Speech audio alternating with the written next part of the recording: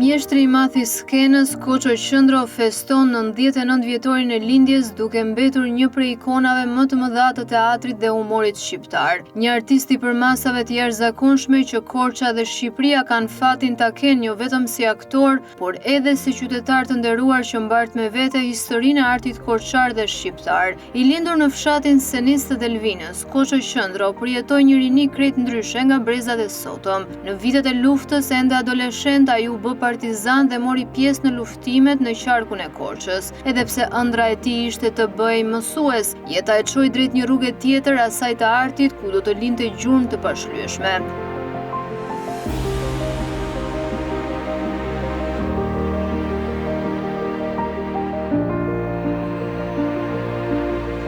Rreth fillimit të viteve 60, ai spikati si aktor i estradës së Maliqit dhe më pas ju bashkua trupës së teatrit të Korçës për të mos ju ndarë më kurrë skenës. Me 10 role në teatr, estradë dhe kinematografi, Koço Qëndro u kthye në një nga figurat më të dashura për publikun shqiptar. Mes roleve që mbeten të paharrueshme në kujtesën e publikut janë Sir Andrew e Guiçik nga Nata e 12 e Shakespeare-it dhe Harpagoni në Kopraci të Molierit, personazhe që ai solli në skenë me mjeshtëri unike.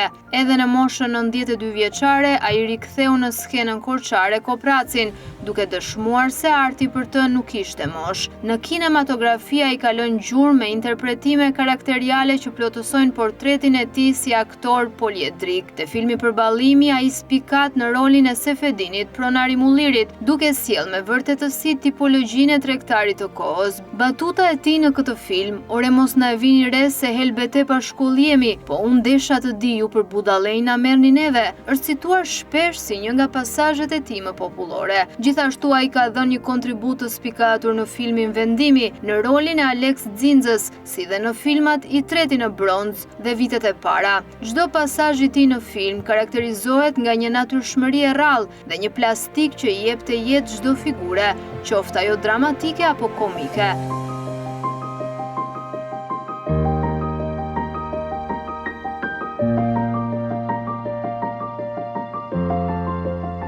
Në rrëfimet e tij Koço Qëndro kujtonte me shumë emocion bashkëpunimin me emra të mëdhenj të teatrit shqiptar, si Piro Mani, Dimitër Orgocka, Pandi Raidhi dhe Sokrat Mio, artistë që shënuan historinë e skenës shqiptare.